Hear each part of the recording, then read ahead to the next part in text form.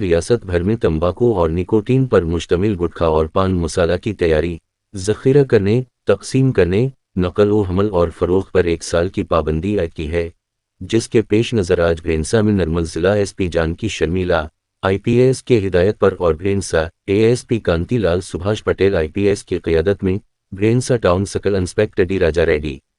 Town SI شریف اور Narayan Singh ASI کے طور پر 3 ٹیمز تشکیل دیتے ہوئے چھاپے مارے گئے اور بھینسا ٹاؤن میں تمام دکانوں سے تقریباً 6 لاکھ روپے مالیت کا گٹکھا ضبط کر لیا گیا۔